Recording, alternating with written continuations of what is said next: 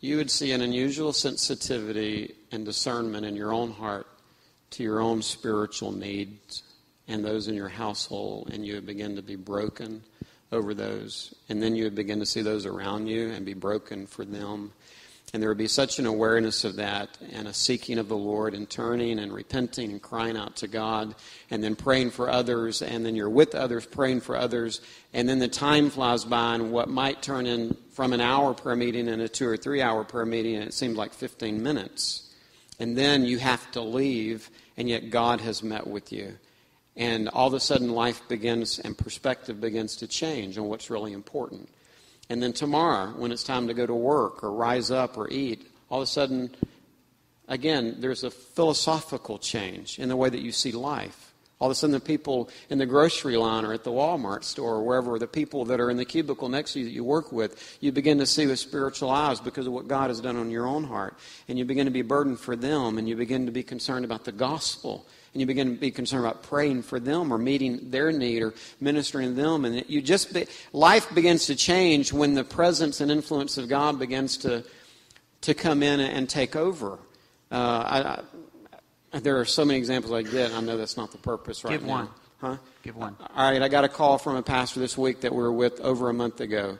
He said, Laine, let me tell you this story and this story and this story about this couple God has healed now. Let me tell you about the men's prayer meetings that are going on every Saturday night for 2 hours. Men are coming, 20 or 30 men are coming to meet before Sunday to pray. He said, men that have dumped out their alcohol and have begun to reject some things in their life and gambling and various things that God had convicted them about are now young married men that would never darken the door on a Wednesday night prayer meeting, as that's when they had prayer meeting and stuff, just sometimes Sunday morning too. He said now they're coming every Wednesday night and we're praying for 2 hours and it seems like just a few minutes. And he said the teenage girls on their own initiative in the church, since y'all left a month ago, they're beginning to have prayer meetings in the church. The men are meeting every morning to pray. Some are still coming at various times. It's just an open door. Men are praying, and he went on just with stories like that. And that's just the last church that I was in that I just heard about this week from over a month ago, and things that are still going on. And again, I could take several hours and just give testimony after testimony of things that we're seeing God do and stir up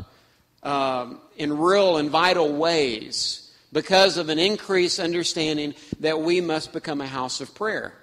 And unless there is an understanding of that, or if you ask people in Christian circles, name a praying church, Jim Cymbala, the Brooklyn Tab. Then where do you go? Most people can't name their own church.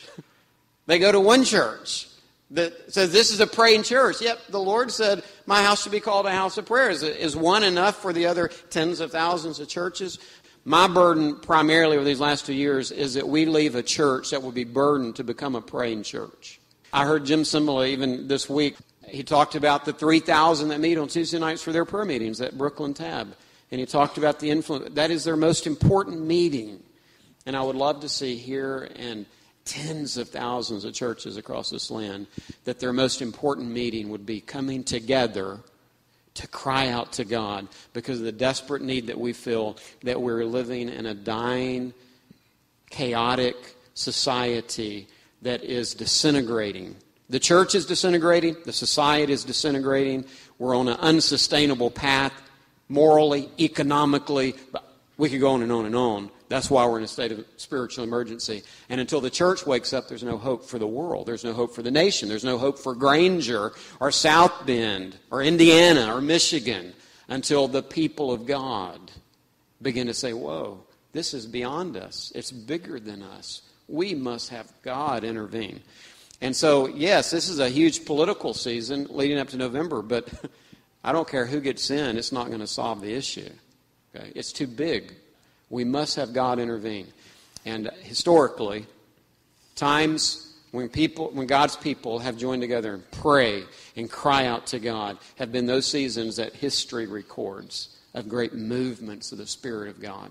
Wouldn't it be marvelous to see the newspapers in South Bend and all of that report on what God is doing, that God has taken over the community, the society, and give reports on revival reports?